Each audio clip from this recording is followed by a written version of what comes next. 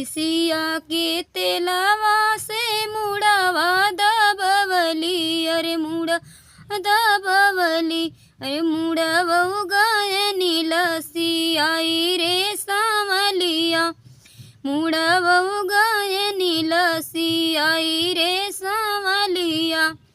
मुड़ावा धोवन गाए बाबा के सागरवा, अरे बाबा के सागरवा,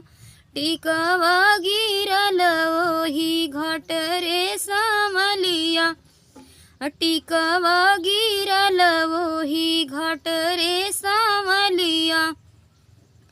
जाई काहूँ अपने बारे ससुर जी से, बारे ससुर जी से, जलिया बोरावा ओही घाट रे सामलिया, अरे जलिया बोरावा वही घाट रे सामलिया, टिकवा तरहे मोरे मांगी के निसनिया, अरे मांग के निसनिया, जियरा मोरा घबड़ई रे सामलिया, अरे जियरा मोरा घबड़ई रे सामलिया, तिसिया के तेलावा से मुड़ावा दबवली, अरे मुड़ावा दबवली, मुड़ावा गायनी लटी आई रे सामलिया,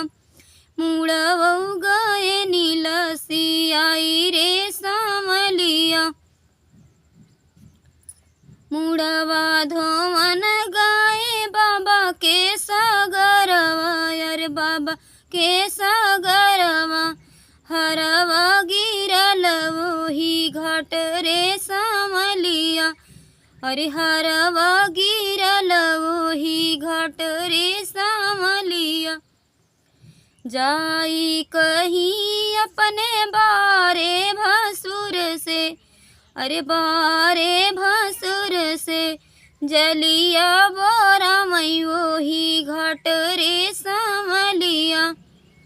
अरे जलिया बोरा मई वही घाट रे सामलिया, टिक हरवा तरहे मोरे गले के निसनिया, अरे गले के निसनिया, जियरा हमर घबराई रे सामलिया, अरे जियरा हमर घबराई रे सामलिया, तिसिया के तेलावा से मुड़ावा दबवली, अरे मुड़ावा दबवली, मुड़ावा गायनी लसी आई रे सामलिया, अरे मुड़ावा गायनी लटी आई रे सामलिया, मुड़ावा धोवन गाए बाबा के सागरवा, हो बाबा के सागरवा,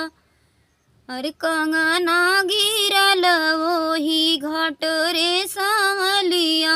अरे कंगना गिरल वही घाट रे सामलिया, जाई कहें अपने बारे सजन से, अरे सजन से, जलिया बोरावा वही घाट रे सामलिया, अरे जलिया बोरावा वही घाट रे सामलिया, कंगना तरहे मोरे हाथे कनी सनिया, अरे हाथे कनी सनिया, जियरा हमार घबराई रे सामलिया, अरे जियरा हमार घबराई रे सामलिया। तो कैसा लगा हमारा कजरी गीत आप लोग सुने और कमेंट में ज़रूर बताएं। हमारे चैनल को सब्सक्राइब करें